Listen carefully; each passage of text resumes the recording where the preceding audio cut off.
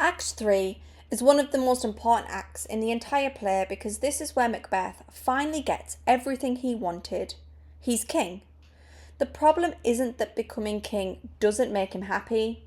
In fact, Shakespeare does something really interesting. The moment Macbeth achieves his ambition is the moment he begins to fall apart. By the end of this act, Macbeth has become more violent, isolated, and dangerous than ever before. So as we go through Act 3, keep asking yourself, has Macbeth won or has he actually lost everything?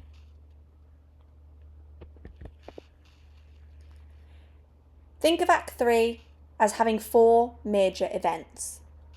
First, Banquo starts becoming suspicious. Second, Macbeth arranges Banquo's murder. Third, we get the famous banquet scene and Banquo's ghost.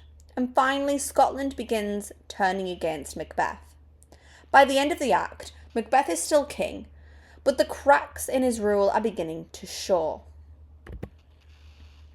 At the start of the act, Banquo is alone on stage. This is important because Shakespeare allows us to hear his private thoughts. Banquo has worked something out. The witches predicted that Macbeth would become king. Macbeth is now king, and Duncan is dead. Banquo doesn't have proof, but he strongly suspects Macbeth murdered Duncan. Notice that Banquo never acts on this suspicion. He remains patient and moral. This makes him a direct contrast to Macbeth, who acts immediately whenever he wants something.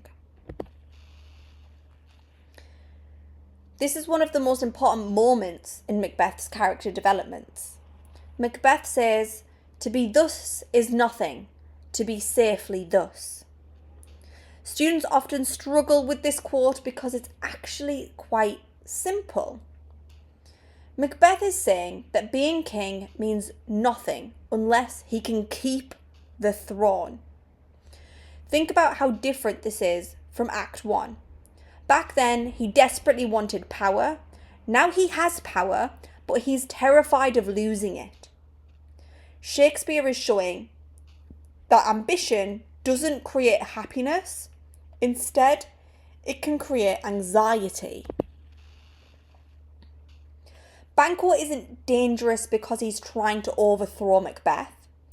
He's dangerous because of the prophecy. The witches said Banquo's descendants would become kings. Macbeth suddenly realises something horrible. He's killed Duncan. He's destroyed his honour. He's risked his soul. And yet the throne might eventually belong to Banquo's family anyway. That's why he talks about the fruitless crown and the barren sceptre. These images suggest infertility and emptiness. Macbeth has gained power, but he has no lasting legacy. He has no children to pass on the crown to. This scene shows how much Macbeth has in fact changed. Remember in Act 1, how he needed Lady Macbeth to persuade him to kill Duncan. Now, he's organising murders completely independent of anybody else. He manipulates the murderers in much the same way Lady Macbeth manipulated him. And this is a huge turning point. Macbeth is no longer a reluctant criminal. He's becoming a tyrant. He's ruling through fear, not through loyalty. Earlier in the play, Lady Macbeth was the dominant partner. She planned Duncan's murder, she controlled Macbeth, but now something has changed. Lady Macbeth knows Macbeth is troubled, but she doesn't know why.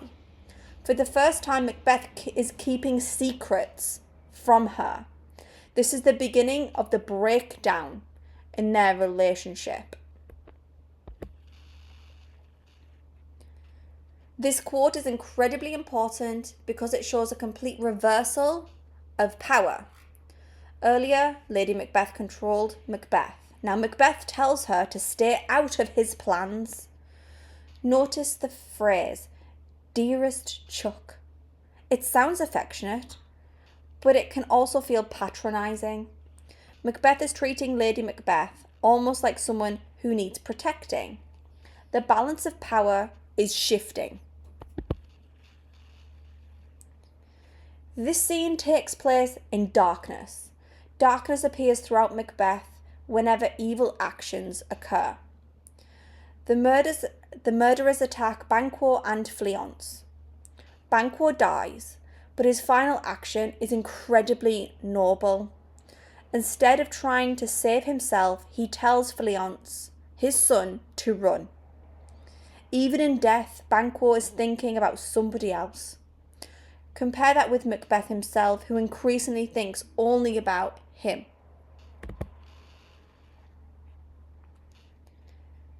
Fleance escaping is a disaster for Macbeth. He ordered 2 murders. Only one succeeds.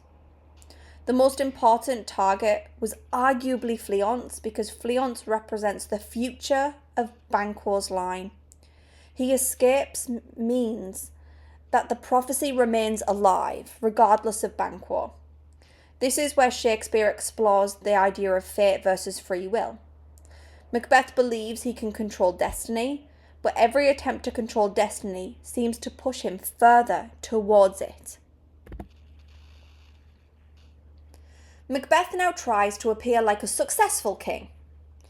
Everything about the banquet seems to suggest order and stability, but appearances are deceptive in this play. Outwardly, Macbeth looks powerful. Internally, he is falling apart. Shakespeare is preparing us for one of the most dramatic scenes in the play itself. Banquo's ghost appears, and this is where Macbeth's guilt is exploding into public view for the first time. Nobody else can see a ghost. The ghost is silent, and it occupies Macbeth's seat. Symbolically, Banquo is taking the place Macbeth thought he had secured for himself. The quote from Macbeth, "Never shake thy gory locks at me," shows how Macbeth is desperately trying to deny responsibility, but guilt refuses to disappear.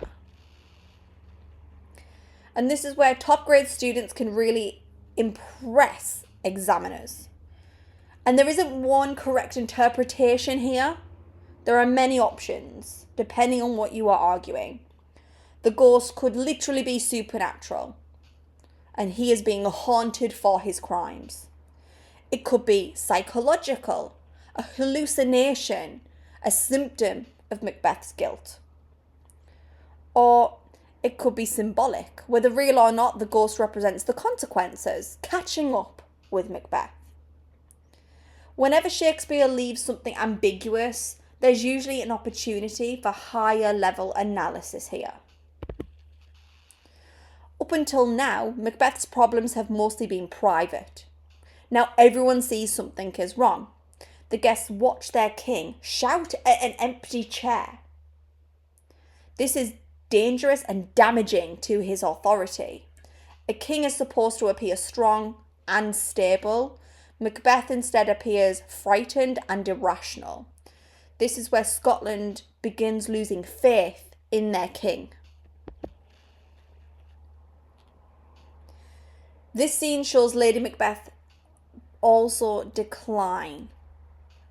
She desperately tries to manage the situation, but unlike earlier in the play, Macbeth isn't listening. She can no longer control him.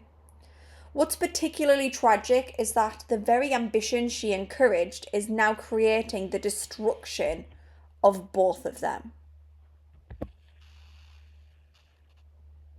Stepped in so far. This is arguably Macbeth's most revealing quote. He compares his crimes to wading through a river of blood. The image is powerful because Macbeth understands exactly what he has become. He knows he's gone too far, but instead of stopping, he decides to continue. This is what makes Macbeth such a tragic character. He recognises his mistakes, but keeps making them anyway.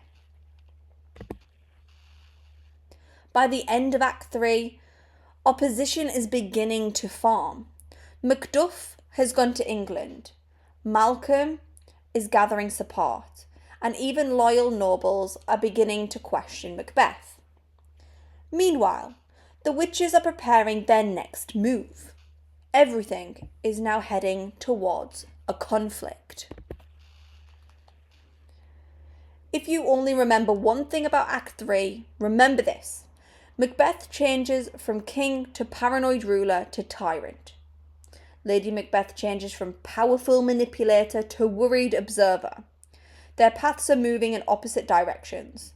Macbeth gains power but is losing his humanity, and Lady Macbeth loses her power, and eventually she will lose her sanity. I'd strongly recommend learning these quotes, not because you need a ton of quotes for GCSE, but because these 6 cover most of the important ideas in Act 3. Power, fear, fate, kingship, and guilt. The changing relationship between Macbeth and Lady Macbeth. If you know these well, you'll be able to use them in a huge range of essay questions. So in one sentence, Act 3 shows Macbeth discovering that power gained through violence creates fear rather than security. The crown he wanted so badly is now destroying him. As we move into Act 4, Macbeth will return to the witches looking for answers. Unfortunately, the answers he receives will make him even more dangerous. If you found this video useful, make sure to subscribe because next we'll break down Act 4 scene by scene.